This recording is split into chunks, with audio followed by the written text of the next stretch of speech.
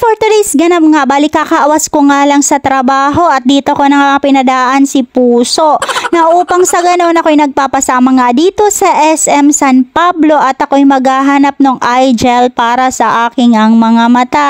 Ay dahil ikot ko na nga talaga yung buong bayan na yata ng San Pablo para sa paghahanap ng ganong gamot, pero napakadimalas na malas ko din talaga at wala talaga akong makuhanan. Anyways mga mare, nandito na nga kami sa SM at ayun nga si Puso, inutusan ko na muna pumunta doon sa katapat na Mercury Drug at ako ipaghanap nga ako ng gamot mga mare. Paskong Pasko na sa SM, sana all.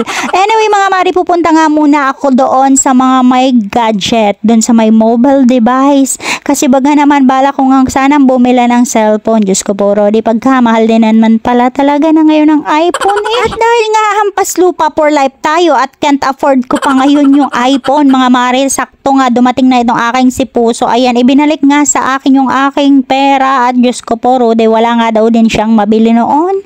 At mga mari, inaya ko na nga din siya dito sa SM Appliance at may titingnan nga ako dito at bala ko nga itong bilhin. At napadaan nga siya dito, Diyos ko po, ay talagang napakahilig din po talaga ng aking si Puso na yan sa sound. At akala nga ng aking si Puso ako'y mabubudol niya. Well, sorry siya, medyo matalino na ito sa pagkakataong ito. Mga mari, pumunta pala ako dito para maghanap ng gas range at bala ko nga din talaga gustong gusto kong subukan na mag-bake o baka dito na tayo yayaman at makakabili ng iPhone. At sa madami nga na magaganda dito, ako talaga naman ay may itinitibok na yung aking puso na talagang gustong gusto ko nga siyang balikan at humanda nga ito sa akin at aking pag-iipunan muna.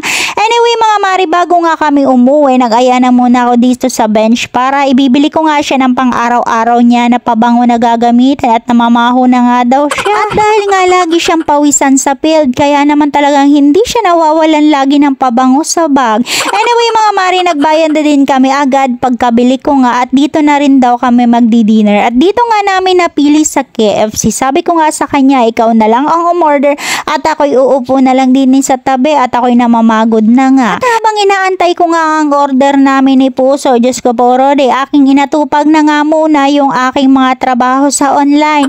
At bukod nga sa full-time akong may trabaho mga mare, ako din ay isang content creator.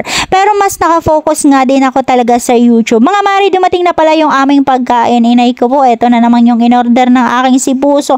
At dahil nga hindi na siya pwede magmang-inasal ngayon, kaya naman KFC na lang siya ngayon. At dahil nga one rice na lang ang pwedeng kainin ng aking si Puso mga mare, medyo napansin ko nga lumiliit-liit na yung kanyang tiyan. At dahil nga bahagyang tumaas ang kanyang uric at tsaka kolesterol, kaya naman mga mare, ingat na siya ngayon sa kanyang mga kinakain. Pero talaga ang Yossi ay Diyos ko po, Rodi, paiyakan kami yata nito bago matanggal. At bago nga kami umuwi, sisinsay na muna kami din sa gasolinahan at sa pagkakataon nga ito, mukhang mabubudol na naman ang kumaring mo.